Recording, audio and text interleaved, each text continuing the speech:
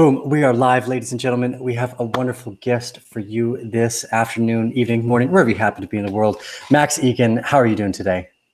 I'm doing very well, brother. Thank you for asking me on. Good to come and chat to you.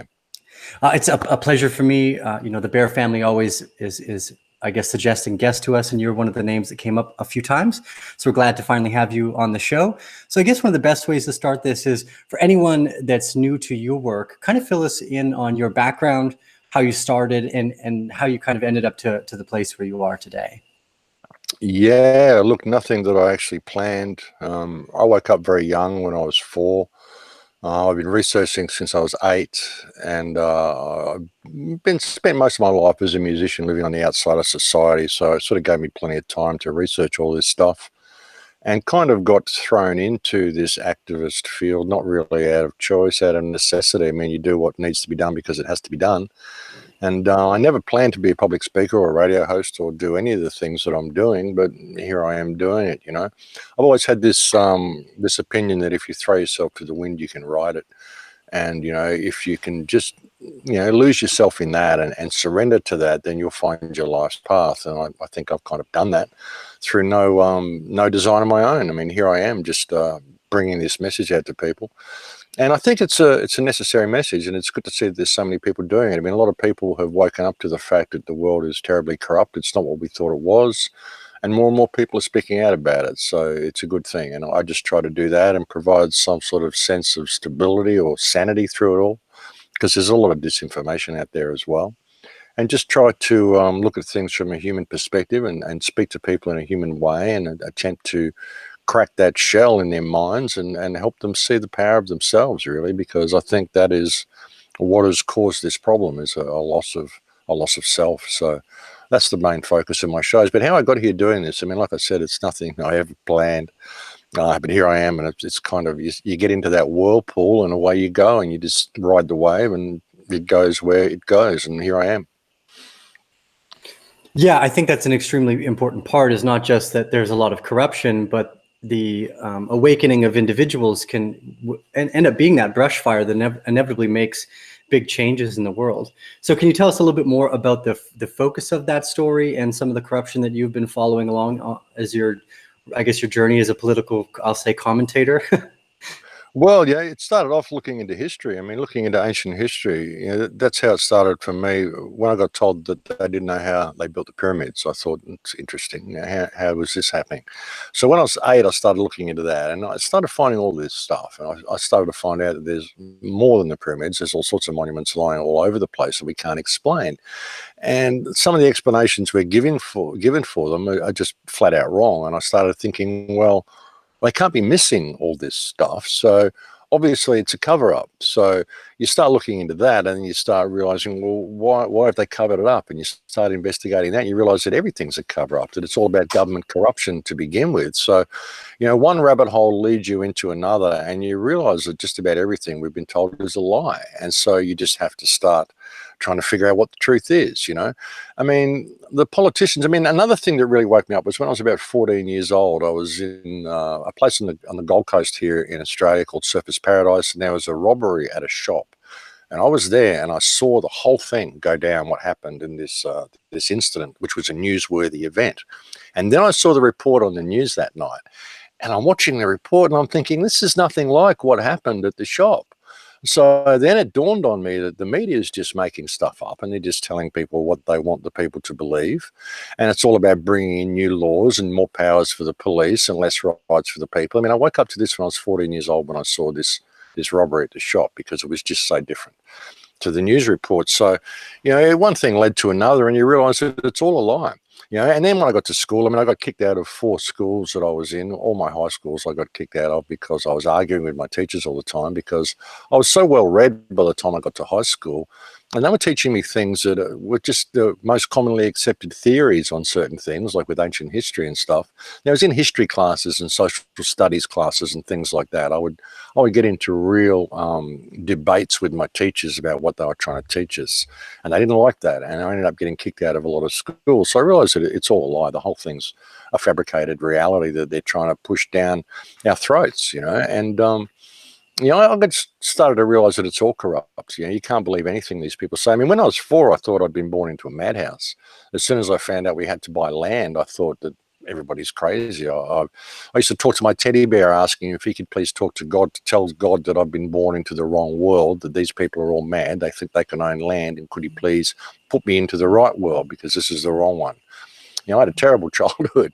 And, just because I could see the system for what it was. I mean, it's all corrupt. It's all a lie. The whole thing is a lie.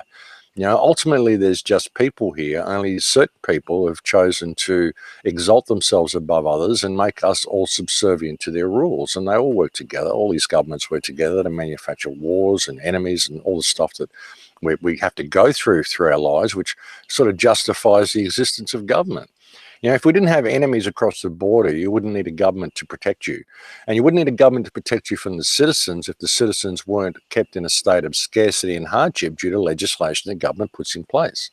So you start to realize the whole thing's contrived. The whole thing is one big fictional reality that's been simply superimposed over what reality should be. And they've convinced most of the people to believe it and go along with it.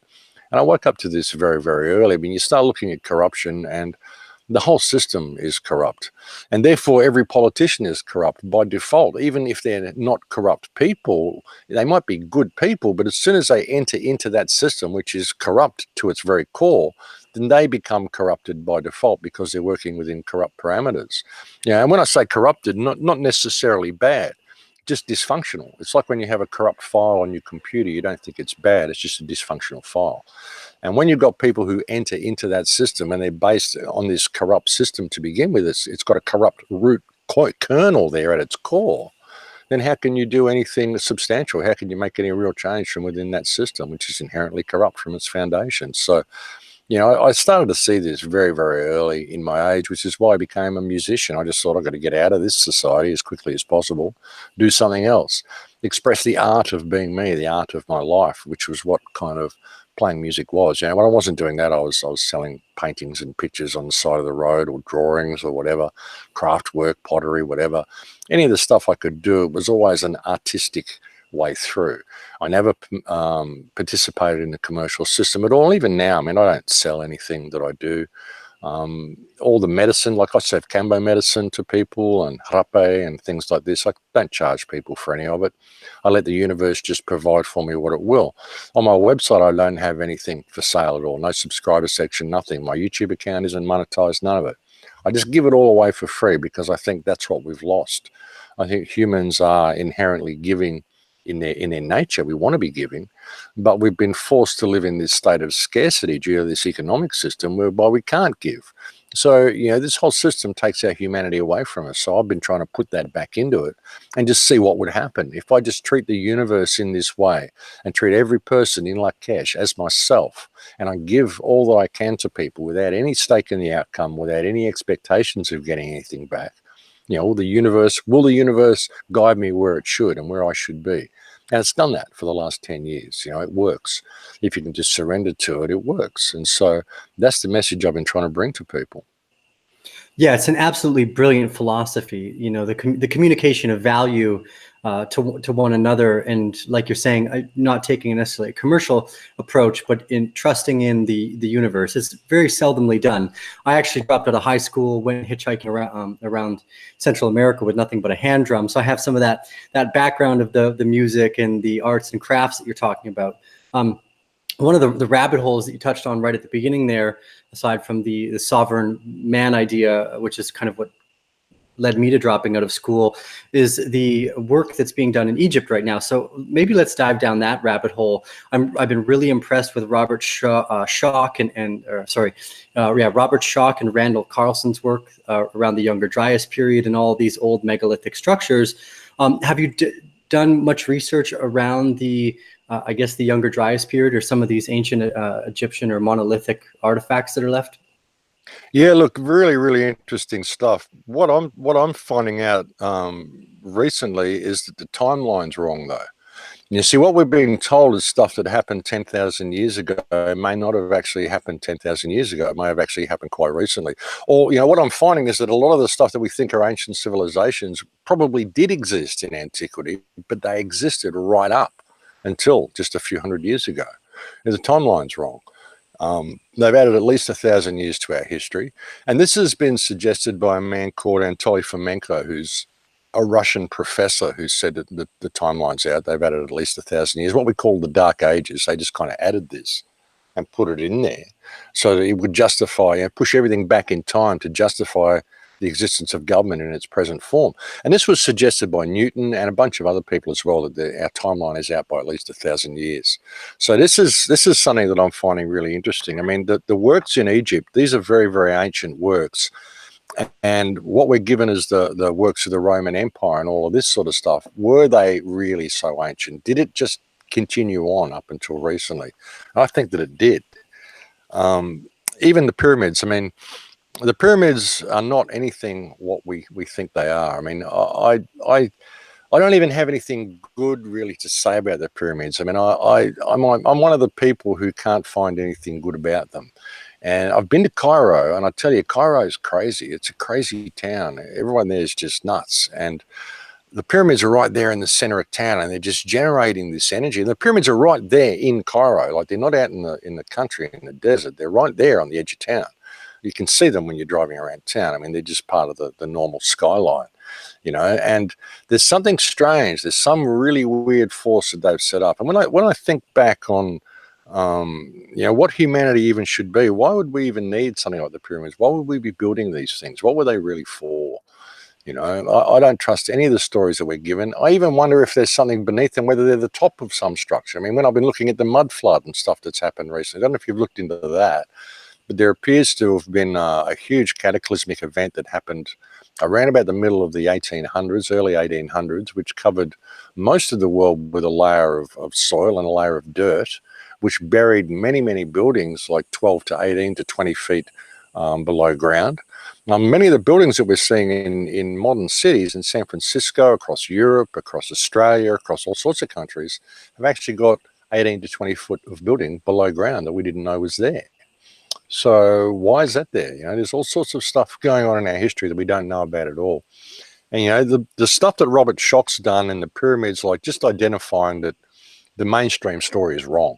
I mean, that's really all we can go on. We don't know what happened.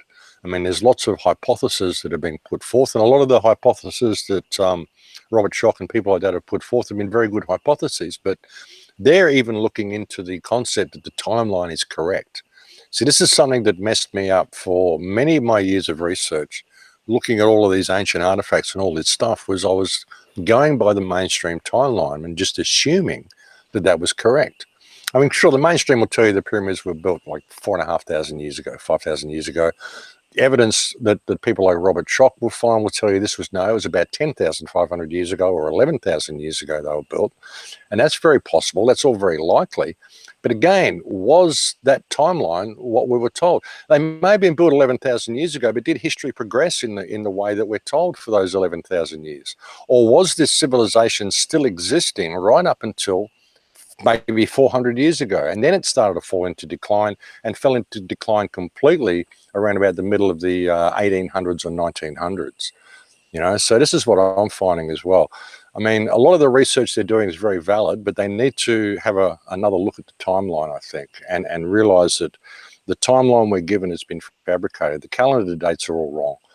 And even when you look at the world calendars, I mean, there's so many calendars, different calendars in the world, and they're out by thousands of years. So the Hebrew calendar's up in the 5,000s. We're in like 2020 around about, and you've got other calendars that are down in the 3,000s and up in the 6,000s. I mean, these aren't just a couple of years out. These are thousands of years out. So which calendar's right? And who's got the right timeline? Do we even know?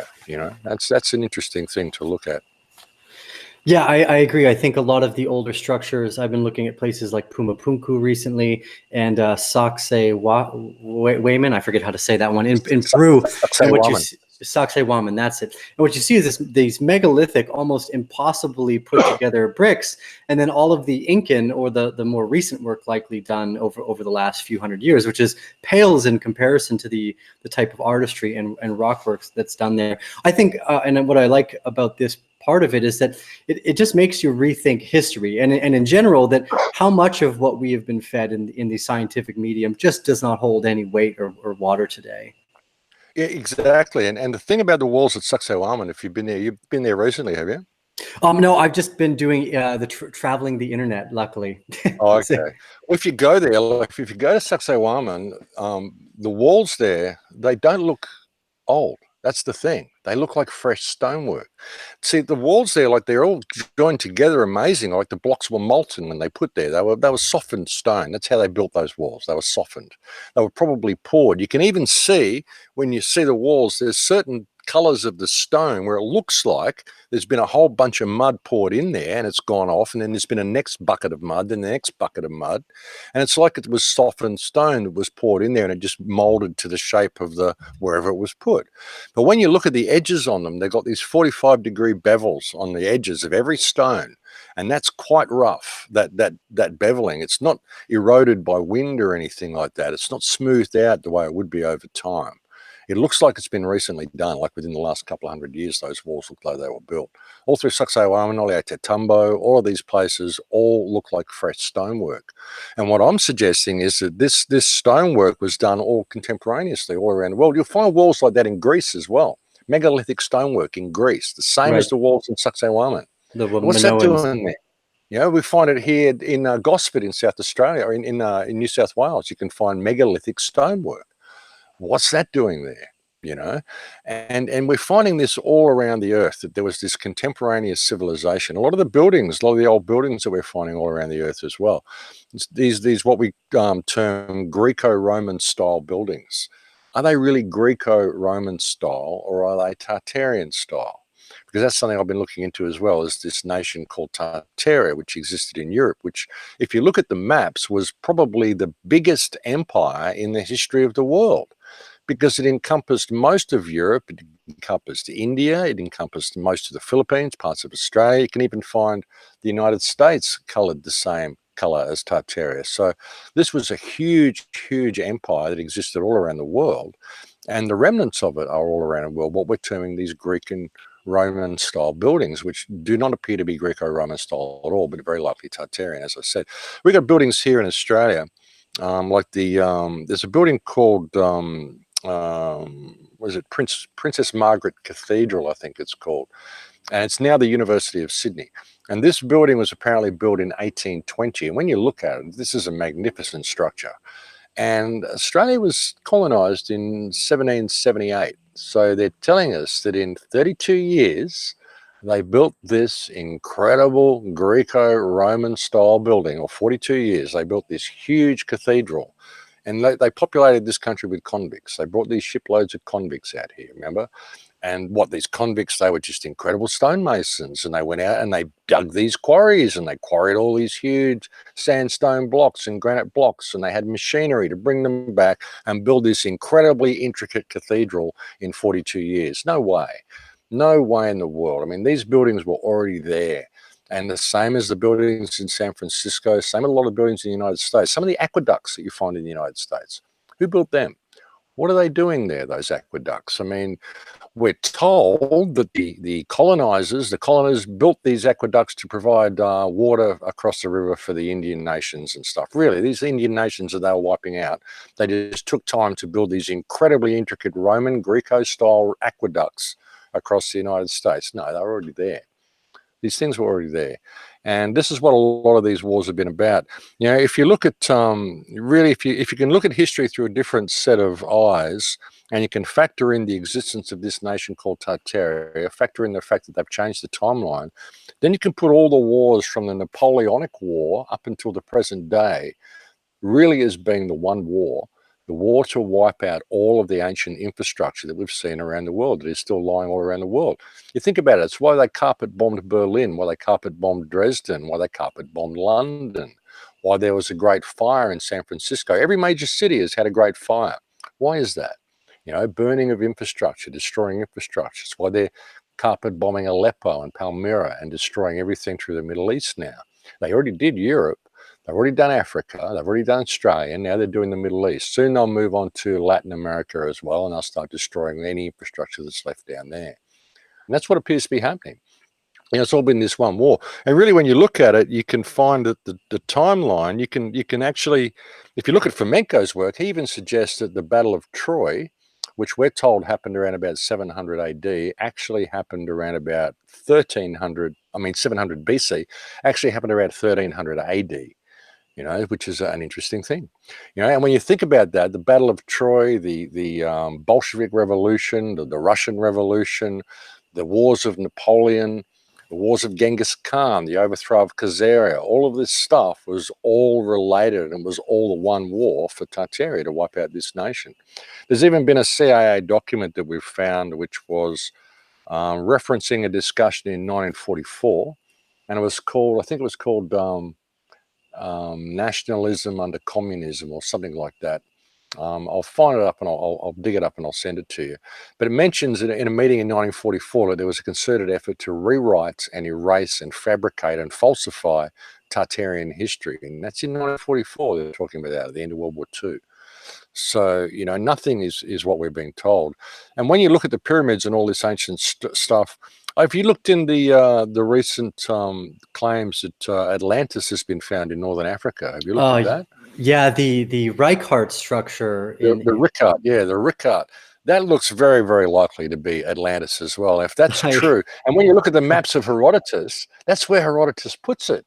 That's exactly where he puts it on his maps, because you look at the maps and it shows the Mediterranean, shows Italy, shows the Pillars of Hercules, shows the Atlantis Mountains or the Atlas Mountains, and then it puts Atlantis right there in Northern Africa. So if that's true, then the pyramids are very likely part of that Atlantean culture. And when that Atlantean culture, when there was that cataclysm that destroyed that area, most of those people would appear went to Tartaria, Northern Europe, and moved the empire over there and spread it out over the whole world.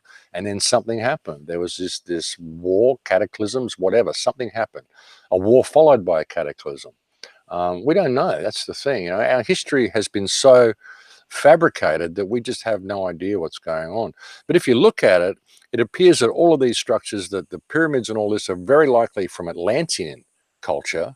And like I said, that moved over to Tartaria. Then Tartaria spread out around the world. A lot of the old buildings we're finding are all Tartarian. But then there was some cataclysm that happened around about possibly 1840, something like that, whereby there was what we're calling a mud flood, for want of a better word. We don't know what caused it, whether it was mud bubbled up from the earth, whether there was some sort of a plasma event, whether there was some sort of an earthquake event which caused mass liquefaction. We just don't know. I mean, you can put any theory out there. We don't know. But it appears that it did happen. And then the world was very likely repopulated by children. And you can start looking at the foundlings and the orphan trains and the huge child trafficking that was happening all around the world in the late 1800s. You find around 435,000 children were trafficked around Europe just in 1 year. It was ridiculous. 200,000 children per annum being shipped across the United States in orphan trains.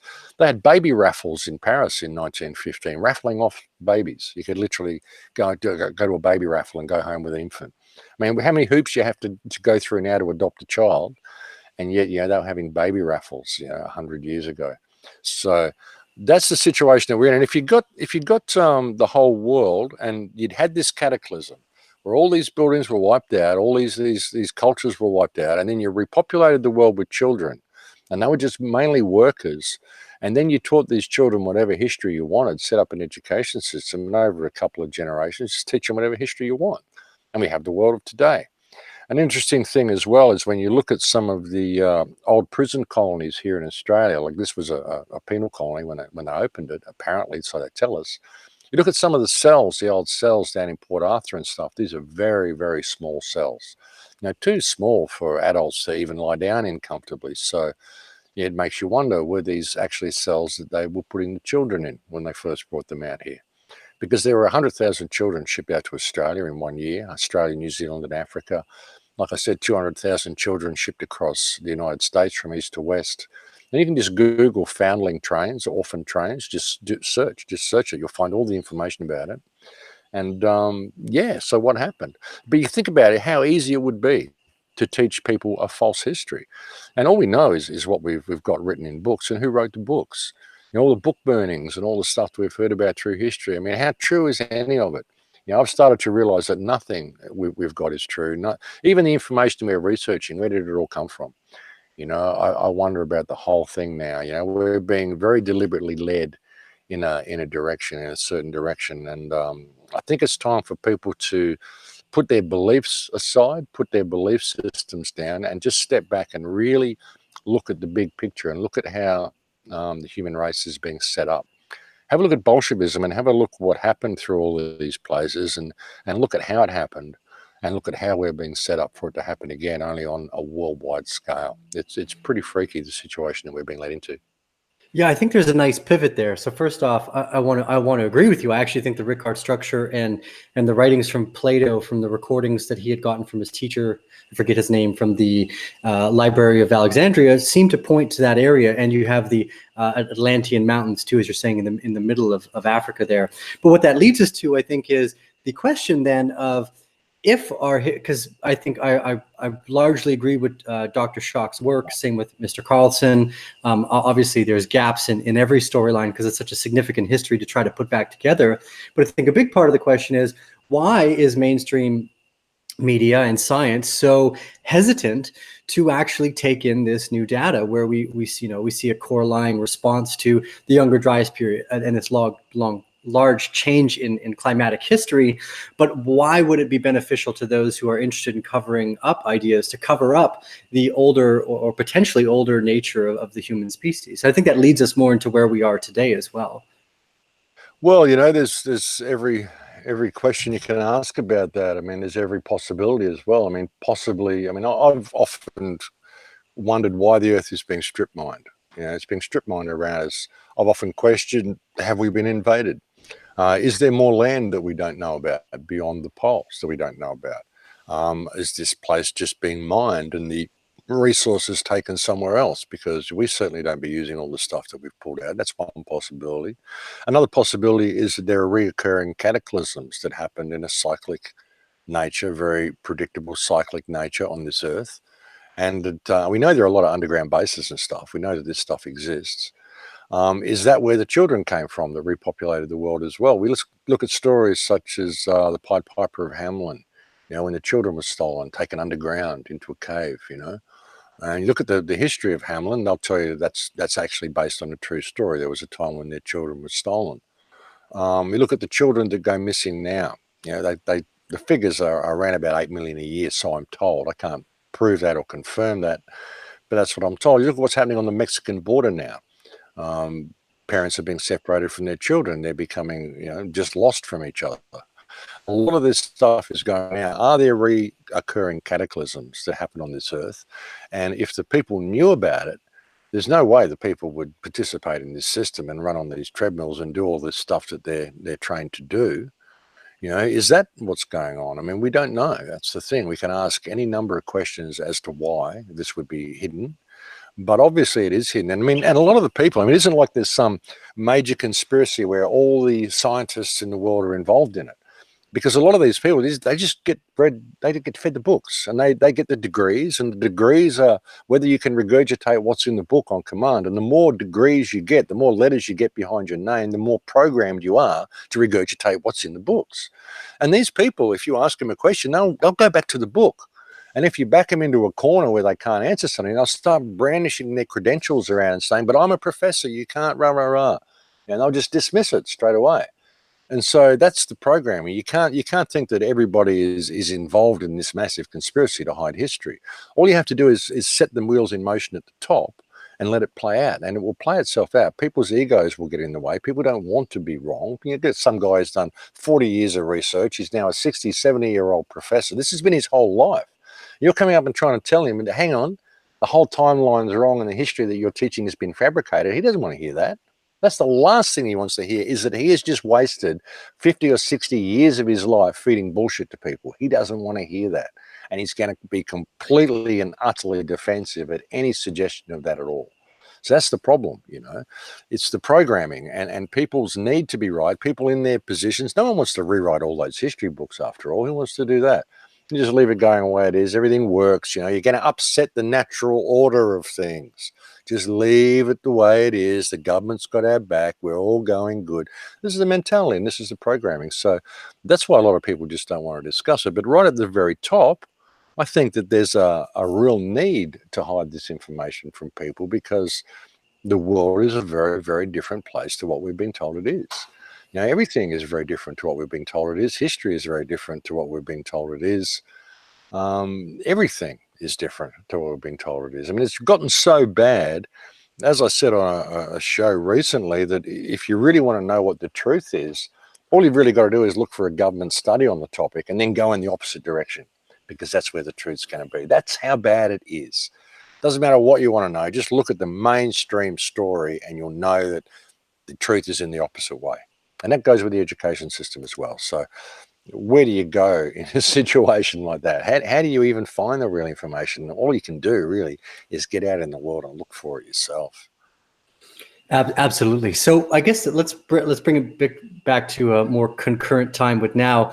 What particular topics in the global politisphere or geopolitical sphere are you paying attention to, and what do you think are some of the most likely black swan events over the next, let's say, 5 years to fold out?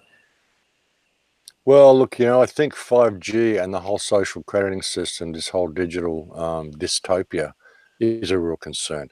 5G works on so many levels. 5G is military grade technology, which is going to be used to power our communication system. And with the 5G technology, I mean, everything you can think of with active denial is possible with 5G. I mean, with 5G, they've done whole tests where they can manipulate people's emotions and everything. You know, how do you feel today? Oh, gee, I'm feeling angry. How do you feel today? Oh, gee, I'm feeling sad. You know, they've gone through and they've mapped every single different frequency and how it affects human emotions. They can affect us this way. They can create a disgruntled, angry society one day. They can create a sad society the next day. You know, they can use it to manipulate weather, all sorts of stuff. I mean, we know what they're doing with the chemtrails. So, you know, 5G is a real concern. And they can use it to target individuals as well for active denial. Like, you know, and active denial is like microwave cannons, all of this sort of stuff. So this is a huge concern for us. And when you couple that with the social crediting system that China's brought in, this is a huge concern. There's like 11 million people on China's credit blacklist at the moment. These are people who are unable to purchase plane tickets or train tickets, or some of them aren't even able to rent houses because they've done the wrong thing by the government. So this is something we need to pay attention to. It's coming in all of our countries. The political theatrics that is happening in the United States at the moment is quite interesting. I mean, in many ways, Trump's doing some good things in some ways, in as much as he represents a different type of industrial commercial sector, if you will, than what the one that we've been subject to for so long is about. But ultimately, it leads to the same thing. Ultimately, it's all about government control of everything in the end anyway. But I mean, he is undermining what we would refer to as the deep state. But the way he's doing it, I mean, it's not going to lead to human freedom. There is no freedom to become from government at any time. You're not going to get anything sane or free from these people at all. That's not the purpose of government. The purpose of government is to control people, regardless of who's at the helm. So there's a lot of theatrics going on in that respect. Trump has really polarized a lot of the truth community as well. There's a lot of people who seriously think this man is the savior, that he's really going to undermine the deep state and all that sort of stuff. They don't realize that the deep state is what happens when you close the doors and the cameras get turned off and people go into the rooms and they start talking with each other. That's the deep state. You know, and you will always have a deep state as long as you have a state. That's the thing. So that's pretty interesting, and that's definitely dominating the world political sphere at the moment. Trump's actions, but you know, you can look at it, and he's being isolationist in some degree, but he's also continuing the US expansion to another degree as well. He's continuing all the wars, but he's bringing them back home. Like, he wants to pull troops out of Syria, which is incidentally the troops that he put in there are the ones that he's bringing back. So no great move there, but he's trying to sort of disconnect from a lot of the overseas wars and create some sort of conflict on his border. So he's got the Mexican war going on, try to create some sort of a conflict there. War with Venezuela, it looks like it's very much on the cards as well, trying to push that. Just get it all a little bit more local so he can still keep the arms sales going on, still keep the boys going out there shooting people, just bring it all closer to home. But isolate the United States from the rest of the world economically, so that it gives Europe the excuse to embrace the One Belt, One Road Chinese system that's coming online and pull away from the United States economically. But create a situation where the United States still keeps its military might and its military power and its military control over the world. So we're seeing a shift in world topography, if you will, political topography anyway, with what Trump's doing. But he's definitely not the good guy. It's the same system. It's just a different way of running it. So that's on the cards. But again, I think a lot of it is distraction, because I think there's an event coming. There's whether it's going to be another cataclysm, and whether this cataclysm is manufactured or whether it is part of a natural occurring event, whether it's going to be a plasma discharge from the sun, whether it's going to be a new mud flood type event, whatever it's going to be, I'm not sure, but there is definitely something coming. I can feel it. And I think in the next 2 to 5 years, we're going to be living in a very different world to what we are now. And I think a lot of this that we're seeing on the political stage is just theatre to keep us distracted from all this. I mean, I think a lot of the conspiracies and a lot of the rabbit holes that we're going down as well is all theatre to distract us from all this. I mean, even some of the stuff I'm looking at with Tartaria and the mud flood and all this stuff, I mean, why is it all being released now? Why has nobody noticed this before? Why is none of the information flow being stopped? Why am I allowed to do what I do? Why are you allowed to do what you do? Why are we able to get away with this stuff? I mean, I question everything. Even when I get, downloads and epiphanies and stuff, I question where they're coming from. Where did that thought come from? Is that my thought? Did someone else put that there? I mean, you got to ask these questions these days, unfortunately, and that's not being paranoid. It's just realizing what the technology is that we're dealing with, and how easily we can be manipulated. I mean, we've got to look at history. Look at the history of just your life and my life. What's happened in the last 50 years? Yeah, we can be manipulated pretty easily. So you've got to question everything, even your own thoughts, and even where the information that you're looking at is coming from. Yeah, you said it in the last in your last sentiments there, that if there's something coming out from the governmental bodies, it's generally more intelligent to look at that as the likely propaganda or social political line. And even though I know this is probably going to cause some controversy, I have not. I don't believe the standard climate change models that they've been sharing. And I've been listening to a lot of scientists, more specifically that work in the solar field or geomagnetics, etc. And it seems like there is the shift. I think that you're feeling as well. It could potentially be this shift into a much colder environment as we end up in the I think it's called the Maunder minimum at this part of the solar presence. It could be. It really could be as well. I mean, this appears to have happened in the 1800s as well. You could just search 1800 and frozen to death, and you'll find that there was a period in the mid 1800s, I think maybe early 1800s, where most of the world got frozen over. Most of the people in the United States froze to death. People through Europe froze to death. It was terribly, terribly cold. There was something like 2,000 earthquakes in a week during that period as well.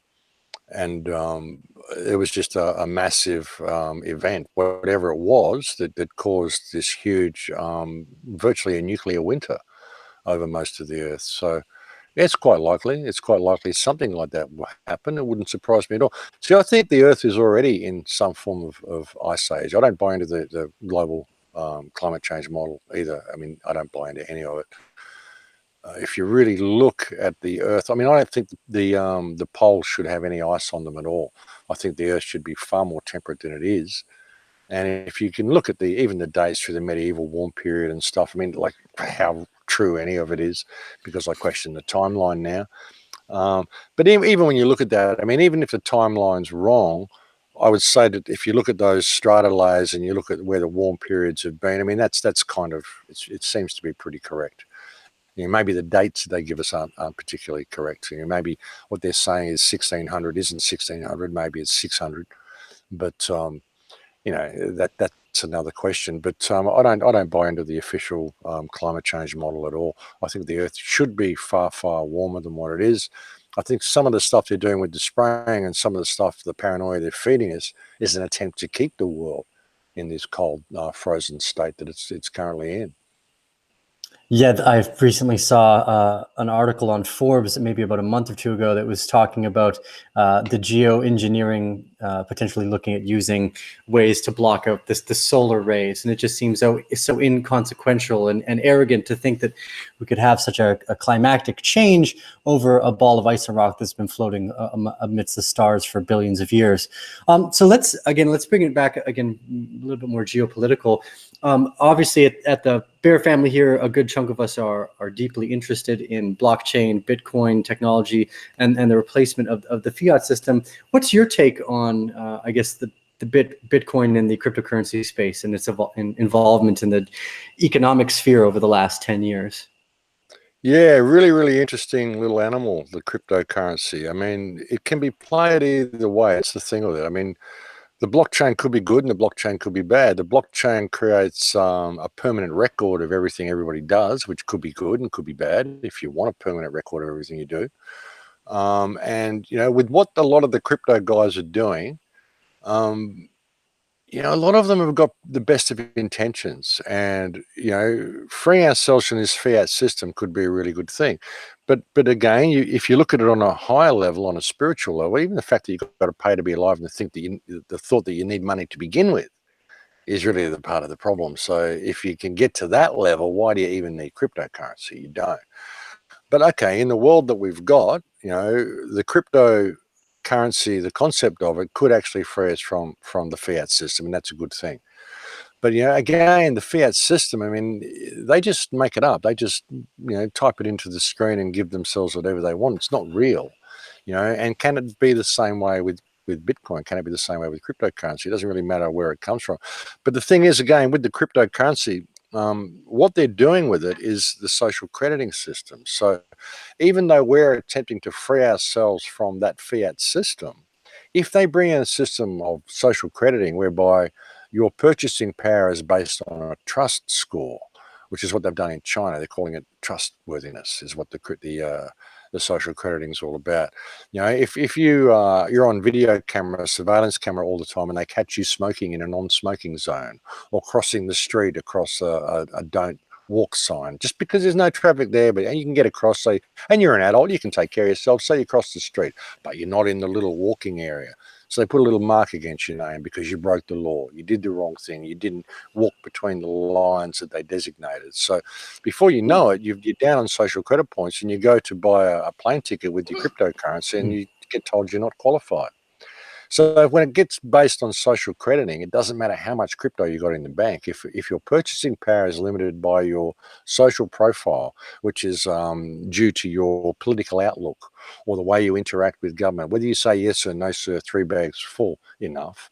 And the way they've done it in China, I mean, even if you buy they look at what you're shopping at the food. If you buy too many cupcakes and not enough vegetables, then they think you're not a responsible person.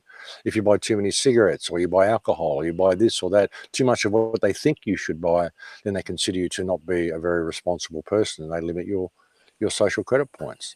So they can control everything you do and everything you think through social crediting. So in that sort of a situation, it won't matter with the crypto world. And that's what the crypto people have to take into account, is the fact that the world's run by criminals. And if we shift into this crypto digital reality, while the world is still run by criminals, then they are going to control that shift and how you interact with that digital world, because they're in control of things. And so, you know, don't think the cryptos are just going to instantly free us, because they're not. They could in a sane world that didn't have surveillance everywhere and wasn't based on social crediting. It could actually free us from the system. But the social crediting system that they're trying out in China now is being used to circumvent any freedom that the cryptos will create. So people have to factor all of that in to what's going on. So again, it comes back to identifying the fact that the world is run by criminals who are controlling this shift. And that's a basic reality that people need to factor into everything that they're doing. You know, your government is a criminal enterprise. We don't have international government system. We have a multinational, multi-generational criminal cabal masquerading as government, who all play the people off against each other, and they all work together to do it. And if people don't factor that in, then they're going to lose. The crypto world won't make a lick of difference.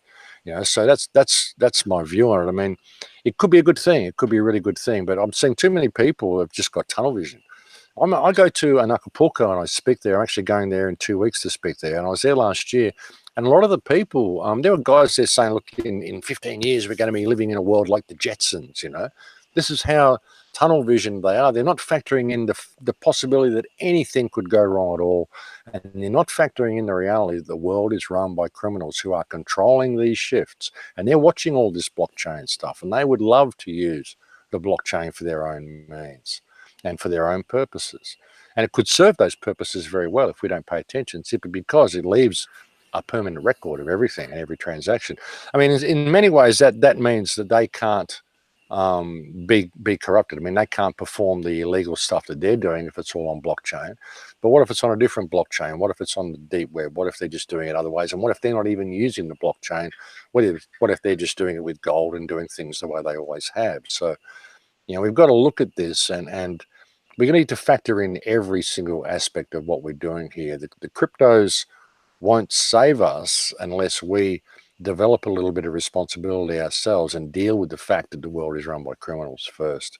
That's something that needs to be factored in.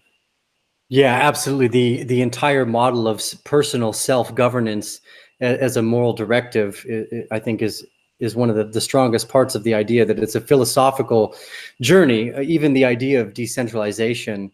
You know, I've talked about this a little bit to the point that YouTube is decentralized. Obviously, it's a central source of delivering information, but the fact that I have a camera with the ability to connect, and we can share with thousands of audience or Bear family members, this is essentially the deflationary aspects of technology are bringing the tools that used to sit in the hands of the kings pretty much to everybody. So I agree with you. One of the most dangerous parts here is the fact that this technology can go very, very sour, because then if you hand the keys to a tyrannical controlling system over to the wrong people, that's exactly what you end up with. So I think it's one of the reasons why we do the Arcane Bear, and try to remind people that the conceptual, the philosophical aspects, the undertones of what's happening is significantly more valuable than the top. And something else you said too is that I think over the next however many years, who knows how long it will take, that we do eventually move out of the need for money.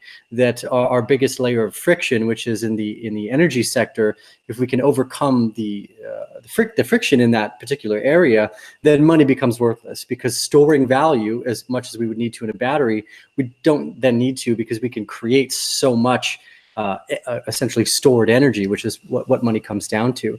So I guess let's jump out to some of the very beginning parts of the conversation. We'll go into the total abstract here.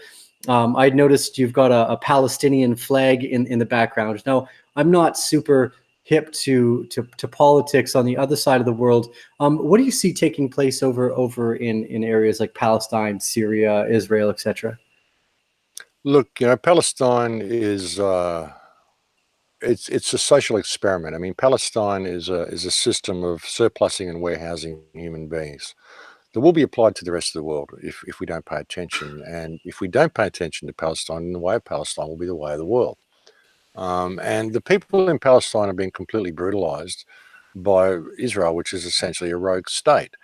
And all of the friction in the Middle East is being created by this state, and people need to pay attention to that. But again, it's been done for a reason. I mean, I think a lot of it is a distraction, because it's something that will never, ever heal.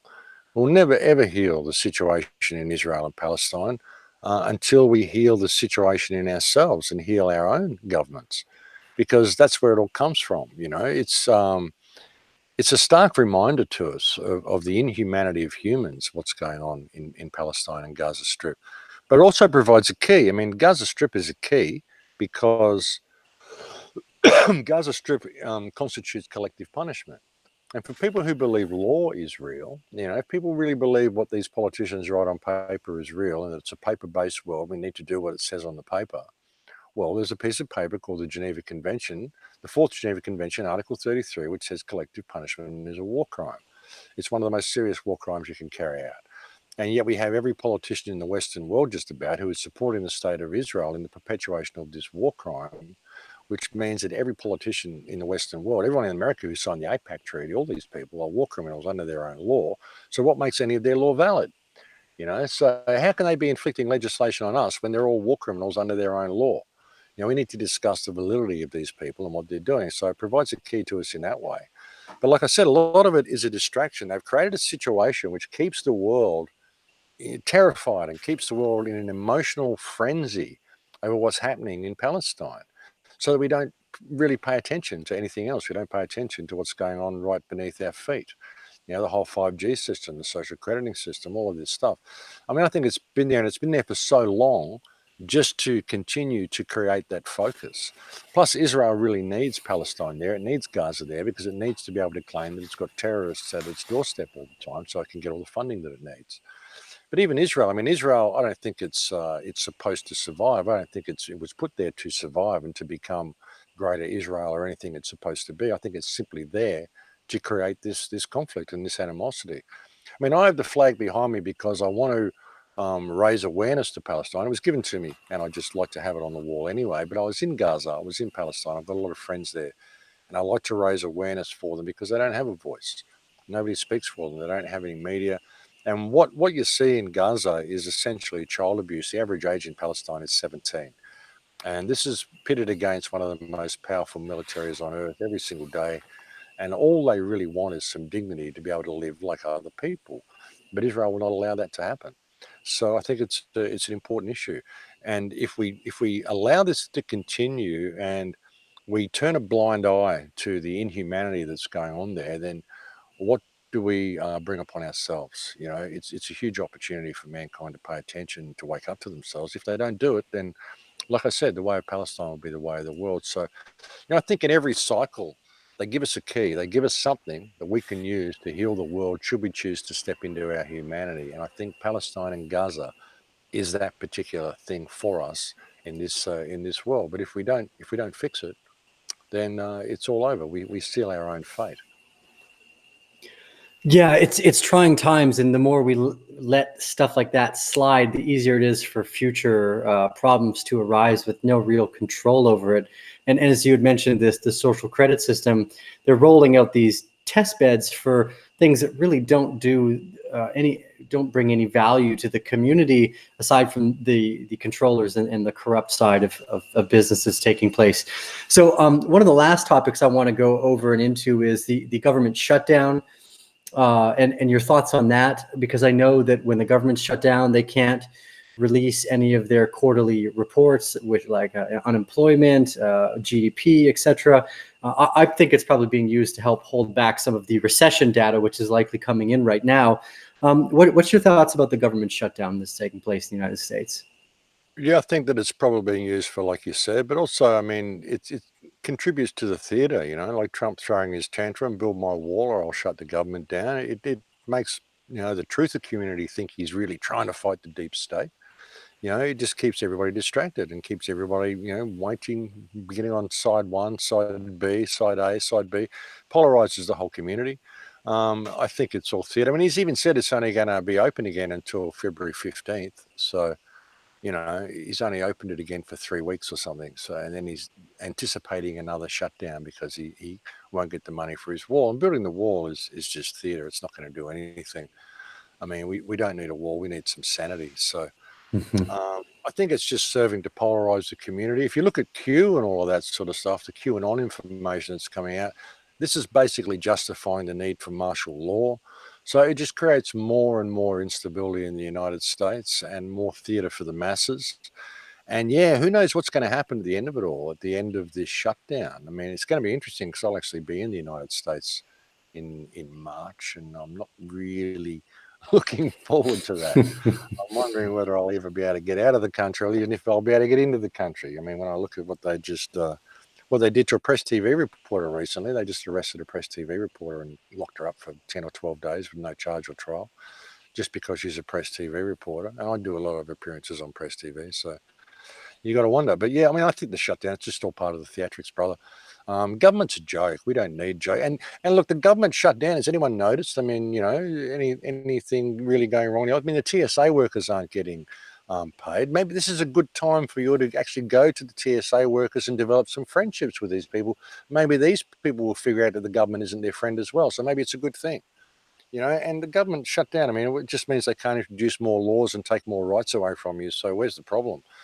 I mean, I can leave the government shut down. Maybe we'll get some sanity in the world, get back to a point where we can have an anarchist, voluntarist society.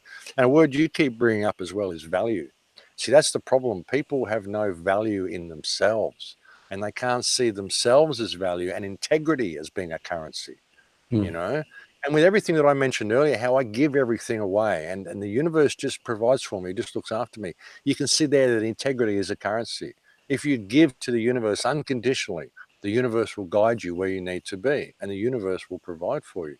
But people can't let go of that expectation for it to do so. They can't simply see the value of life and the value of themselves, the value of other people equally. You know, if I have value, you have value. You know, there's only one of us here, if you really look at it that way, which is why I do every show. I finish every show with In Lakesh. I am another yourself. You know, you're simply seeing this reality from your unique perspective. I'm seeing it from my unique perspective. But ultimately, we come from the same source. And each one of our perspectives has value. And once we see that true value of ourselves, and we step into our moral compass and refuse to comply with anything which makes us step outside our moral compass, then the world changes. As soon as we see that value in ourselves, I can see it in you by default. Why would I judge you for anything? I can completely accept you for being the way you are, no matter how different you are to me, no matter what your beliefs are, no matter what you want to do with your life or anything. It doesn't matter. You're simply living it from that perspective, and that perspective has value. Otherwise, you wouldn't be here. Now, so I'll help you on your path and on your journey, because in Lakesh, I'm another yourself. As soon as we do that, the world changes. We don't even have to construct a new system, because the system only exists because we've lost the value of ourselves. As soon as we get that back, we don't have to change a thing. The whole world will change around us because we're in our moral compass. That's how you change reality. And that's everything this system has done. That's what this whole education system, this whole social system, the whole need to collect money to pay to be alive, because we've got to pay for energy, which is all what it's about. And that's something else. When you look at this Tartarian information, there's every indication there was free energy up until around about the middle of the 1900s.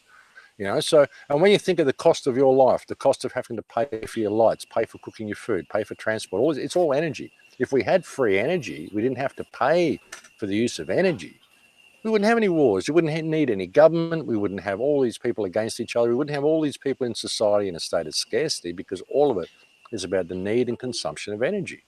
You know, and again, it's because we've lost the value of ourselves, and the system has trained us to do that. I mean, that's everything. The whole basis of this system is to remove people of their personal value and get them dependent upon a system which really does not have our best interests at heart. And everyone's completely dependent upon this system now. I mean, that's what cities are for, just to make you completely dependent upon this system.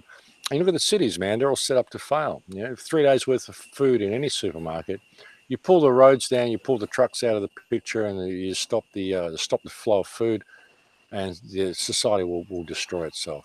And that's the problem as well. Most people in society, they're truckatarians. You know, what do you eat? Oh, I'm a truckatarian. I shop at the supermarket. You know, that's the problem.